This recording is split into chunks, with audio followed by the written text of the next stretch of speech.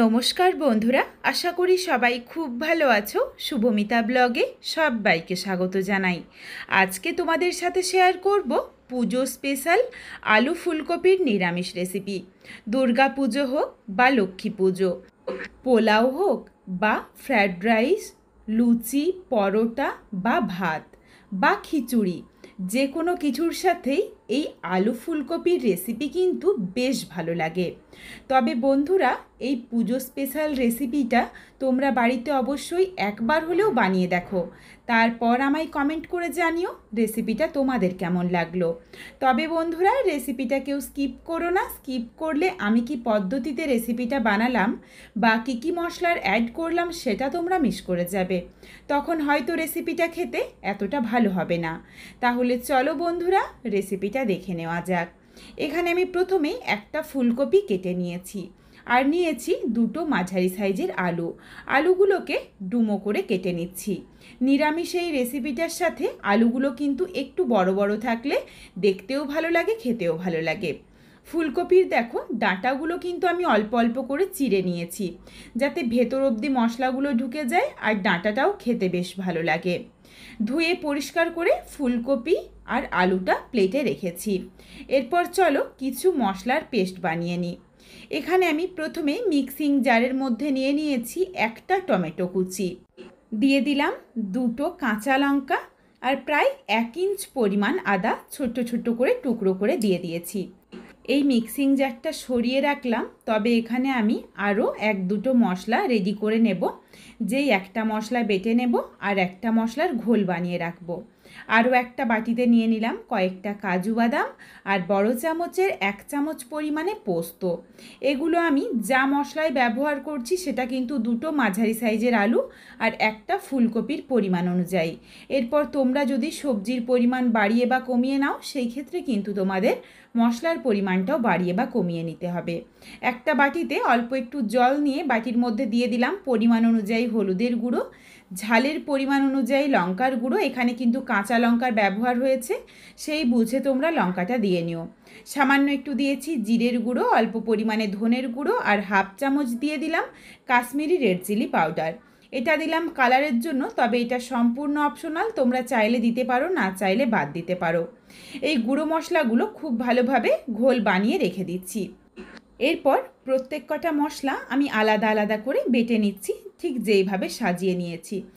এখানে আমি কাজু বাদামের ব্যবহার করেছি, তবে তোমরা চাইলে কাজু বাদামের পরিবর্তে চার মগজও দিতে পারো। এখানে দেখো আলাদা আলাদা করে মশলাগুলো মিহি করে বেটে রেখেছি। এরপর কড়াইয়ের মধ্যে কিছুটা পরিমাণে জল গরম বসিয়ে দিয়েছি।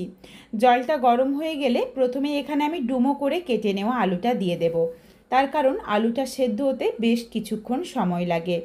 আলুর স্বাদ অনুযায়ী অল্প একটু লবণ আর অল্প একটু হলুদের গুঁড়োও দিয়ে দেব। তারপর মিশিয়ে নিয়ে আলুটা প্রায় 50%-এর মতো সেদ্ধ করে নেব।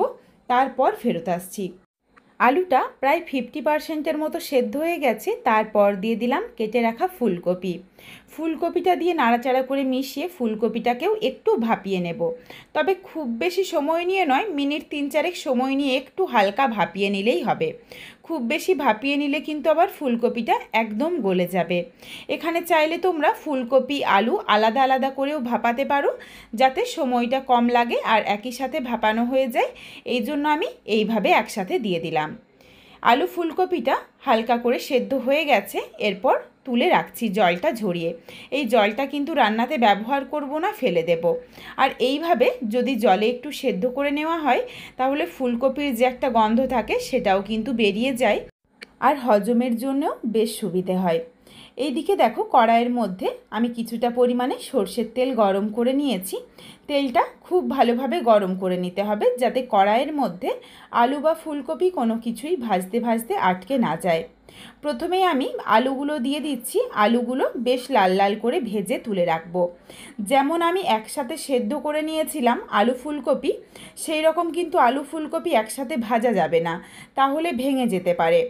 আলুটা লালচে রং ধরিয়ে আগে ভেজে তুলব, তারপর ফুলকপিটা দিয়ে ভেজে নেব। বেশ দেখো লাল লাল করে আলুটা ভাজা হয়ে গেছে, এর থেকে আর বেশি ভাজার দরকার নেই। এরপর আলুটা তুলে রাখছি। আর এই তেলের মধ্যেই ফুলকপিগুলো দিয়েও হালকা লালচে রং ধরিয়ে ভেজে তুলে রাখবো। বন্ধুরা, নিরামিষ আলু ফুলকপির রসা বা ফুলকপির তো বিভিন্ন ধরনের রেসিপি তোমরা বাড়িতে বানিয়েছো, তবে অবশ্যই একবার হলেও এইভাবে রেসিপিটা বানিয়ে দেখো। ঠাকুরের ভোগে হোক বা বাড়িতে নিরামিষ রান্নাতে, পুজোর যে কোনো নিরামিষের দিন তোমরা বানিয়ে দেখতে পারো, খেতে কিন্তু অপূর্ব লাগে। ফুলকপিগুলো দেখো বেশ লাল লাল করে ভাজা হয়ে গেছে, হালকা লালচে রং ধরিয়ে। এরপর ফুলকপিটা তুলে রাখলাম। কড়াইয়ের মধ্যে যেটুকু তেল রয়েছে এর সাথে আমি আবারও 1 চামচ পরিমাণে সর্ষের তেল অ্যাড করে নিচ্ছি। নিরামিষ রান্না একটু তেলটা বেশি দিলে কিন্তু খেতে ভালো লাগে। আর যদিও আমি তোমাদের বললাম এটা পুজো স্পেশাল রেসিপি, এই জন্য তো তেলের পরিমাণটা একটু বেশি দিতেই হবে। তেল গরম হয়ে যাওয়ার পর ফোড়নে দিয়েছি গোটা জিরে, শুকনো লঙ্কা, তেজপাতা, গোটা গরম মশলা যার মধ্যে রয়েছে ছোটো এলাচ, লবঙ্গ, দারচিনি, আর দিয়ে দিয়েছি 1 চিমটি পরিমাণে হিং। নিরামিষ রান্নাতে হিং দিলে কিন্তু বেশ ভালো লাগে। তারপরে দিয়ে দিলাম গুঁড়ো মশলা মিশিয়ে রাখা ঘোলটা।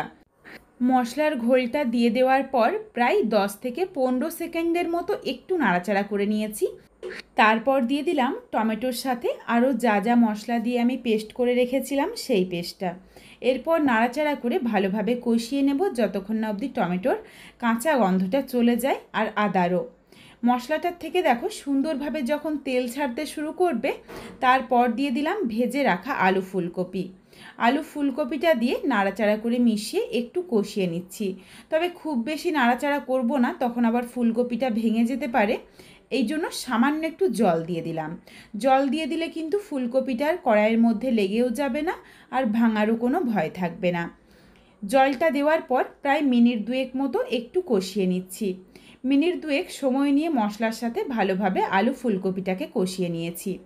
এরপর এখানে দিয়ে দিলাম বেটে রাখা কাজু বাদাম আর পোস্তর পেস্ট।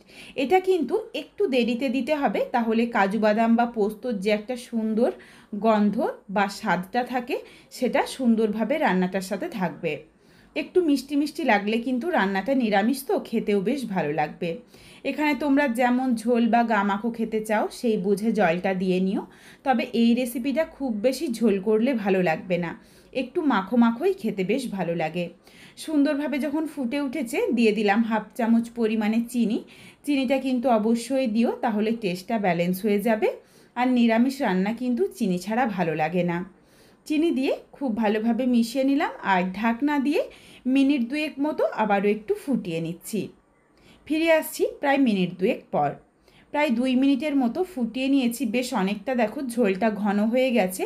দিয়ে দিলাম স্বাদ অনুযায়ী অল্প একটু লবণ দিয়ে নাড়াচাড়া করে মিশিয়ে নিয়েছি। এরপর এখানে আমি 1-2টো আলু একটু চেপে নিচ্ছি, যাতে ঝোলটা একটু গাঢ় হয়ে যায় বা রান্নাটা একটু মাখো মাখো হয়ে যায়। এই রেসিপিটা কিন্তু তোমাদের আমি আগেই বললাম যে একটু ঘন খেতে বেশি ভালো লাগে, এই জন্যই আমি 1-2টো আলু চেপে দিলাম। তবে তোমরা চাইলে একদম কষা কষা করেও বানাতে পারো, সেটাও কিন্তু খেতে বেশ ভালো লাগবে। তবে ঝোলটা করো না, আমার মনে হয় ঝোল করলে বেশি ভালো লাগবে না। দেখো সুন্দরভাবে কিন্তু রান্নাটা হয়ে গেছে। এরপর নাবিয়ে নিচ্ছি। এখানে আমি আর কোনো কিচ্ছুর ব্যবহার করব না। তোমরা যদি চাও তাহলে সামান্য একটু কাসৌরি মেথির পাতা দিতে পারো বা ঘি দিতে পারো, তবে গরম মশলা আর দেওয়ার দরকার নেই, কারণ গোটা গরম মশলা ফোড়নে ব্যবহার করেছি। এমনি এমনি কাজু বাদাম আর পোস্তর যে একটা সুন্দর গন্ধ বা স্বাদ থাকে সেটাই বেশ ভালো লাগে। বন্ধুরা, ফুলকপির তো তোমরা অনেক ধরনের রেসিপি খেয়েছো, তবে এই পুজো স্পেশাল রেসিপিটা বাড়িতে অবশ্যই একবার হলেও বানিয়ে দেখো, দুর্গা পুজোতে বা লক্ষ্মী পুজোতে। তারপর আমায় কমেন্ট করে জানিও রেসিপিটা তোমাদের কেমন লাগলো। রেসিপিটা তোমাদের যদি ভালো লাগে তাহলে লাইক করো, শেয়ার করে বন্ধুদের দেখার সুযোগ করে দিও। তোমরা যদি আরও এই ধরনের ঘরোয়া রেসিপি পেতে চাও তাহলে অবশ্যই আমার চ্যানেলটিকে সাবস্ক্রাইব করে পাশে থাকা বেলটি অন করে অল নোটিফিকেশান অন করে দিও, যাতে আমার প্রত্যেকটা রেসিপির নোটিফিকেশান সবার প্রথমে তোমাদের কাছে পৌঁছে যায়। আর অবশ্যই আমার চ্যানেলটিকে হাইপ করে দিও, যাতে আমি আরও এগিয়ে যেতে পারি, তোমাদের সাথে আরও নিত্য নতুন ঘরোয়া রেসিপি শেয়ার করতে পারি। আবারও খুব শীঘ্রই হাজির হচ্ছি নতুন কোনো এক রেসিপি নিয়ে। পরবর্তী রেসিপি দেখার আমন্ত্রণ রইল। পুরো ভিডিওটা দেখার জন্য অনেক অনেক ধন্যবাদ।